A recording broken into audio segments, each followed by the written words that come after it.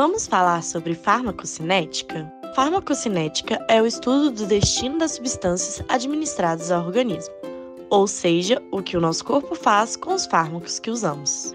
Hoje vamos retomar nossa série falando sobre a fase de distribuição.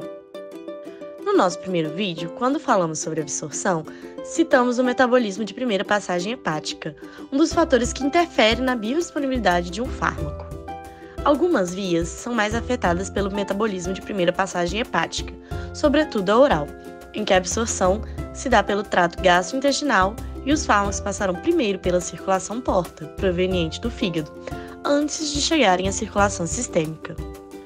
Uma das funções do fígado é a degradação e a excreção de substâncias estranhas, como os fármacos. Assim, quando passa por esse órgão, parte do fármaco sofre biotransformação, depurando alguns metabólitos presentes em sua composição. Dessa forma, a quantidade de fármaco inicial em sua forma inalterada diminui antes de chegar à circulação sistêmica para ser distribuído, assunto desse vídeo, o que reduz também a sua biodisponibilidade. É importante lembrar desse conceito ao definir uma dose terapêutica de um fármaco, pois ele deve ser administrado em quantidade suficiente para garantir que alcance a concentração ideal na circulação sistêmica. Após alcançar a circulação sistêmica, ou seja, sofrer absorção, o destino de um fármaco são os tecidos-alvo. Já se perguntou como um analgésico administrado pela via oral alivia a dor de um dedo inflamado no pé? Quais os caminhos que um fármaco percorre para chegar até lá? Nesse vídeo, vamos falar também sobre como o fármaco alcança o local de ação, a fase de distribuição de fármacos. Essa é a fase de passagem do fármaco da circulação sistêmica para os tecidos. A distribuição é um processo reversível de equilíbrio entre a circulação sistêmica e os tecidos. A tendência é que o fármaco vá para o local onde sua concentração é menor, até que se atinja um equilíbrio. O estado de equilíbrio só é alcançado quando a forma permeável de um fármaco alcança uma concentração igual em todos os espaços aquosos do organismo.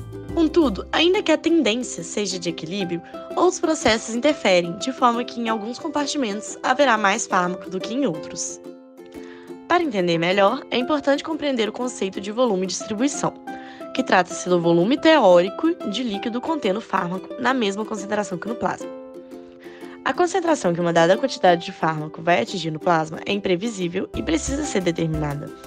Uma vez determinada a concentração plasmática desse fármaco e sabendo a quantidade administrada, é possível se calcular o VD a partir da seguinte fórmula.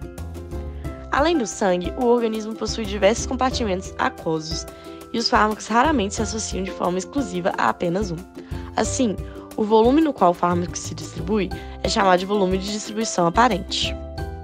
Um alto VD significa que grande parte do fármaco está nos compartimentos fora do plasma, onde não pode ser depurado pelos órgãos excretores. Portanto, um alto VD implica em um maior tempo de meia-vida do fármaco. O compartimento onde o fármaco irá se distribuir também é influenciado por fatores como ligação com proteínas plasmáticas ou teciduais, hidrofobicidade e permeabilidade capilar. Os tecidos com maior perfusão sanguínea, como rins, coração, fígado e encéfalo, receberão primeiro os fármacos. Em alguns tecidos, por exemplo, a passagem é dificultada pela presença de barreiras, como a barreira hematocefálica do sistema nervoso, uma barreira seletiva de baixa permeabilidade formada por células endoteliais com junções oclusivas alinhadas aos capilares por cima de uma membrana basal extensa.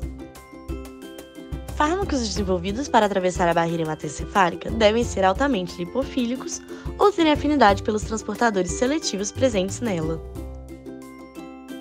Fármacos de grande massa molecular ou baixa difusão, como a heparina, também têm dificuldade de passar pelos capilares, ficando restrito ao compartimento vascular durante um longo período de tempo. Logo, o VD desses fármacos se aproxima mais do volume plasmático, o que nesse caso é interessante, porque a heparina, que é um anticoagulante, fica praticamente restrita ao compartimento onde exerce seu efeito. Fármacos lipofílicos podem formar depósitos em tecidos gordurosos, o que limita a fração livre no local de ação. À medida que o fármaco em sua porção livre é eliminada, a quantidade que ficou no tecido adiposo se difunde de volta para o sangue, ficando novamente disponível para exercer seu efeito.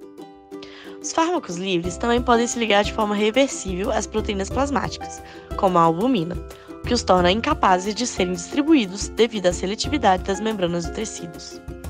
A ligação do fármaco às proteínas plasmáticas retarda a transferência para o compartimento intracelular, podendo atuar também como uma reserva de fármaco no plasma.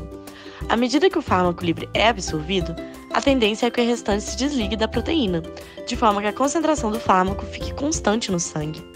Logo, a dose do fármaco deve considerar sua taxa de ligação às proteínas plasmáticas, para garantir que a quantidade de fármaco livre seja suficiente para gerar efeito. Por outro lado, a falta da albumina em condições como anorexia e desnutrição interfere na distribuição dos fármacos, pois aumenta sua forma livre, o que, consequentemente, aumenta também sua quantidade nos compartimentos extravasculares. Agora ficou mais fácil explicar nossa dúvida do começo do vídeo. Como o analgésico administrado pela via oral alivia a dor de um dedo inflamado no pé? Na verdade, o fármaco não sabe que precisa chegar até o dedo do pé para aliviar a dor, mas suas propriedades de distribuição farmacocinéticas são pensadas para que, ao ser ingerido, ele se distribua principalmente para o compartimento aquoso, onde sua ação principal é necessária. Gostou de entender mais sobre a farmacocinética? No próximo vídeo falaremos um pouco mais sobre a fase de biotransformação.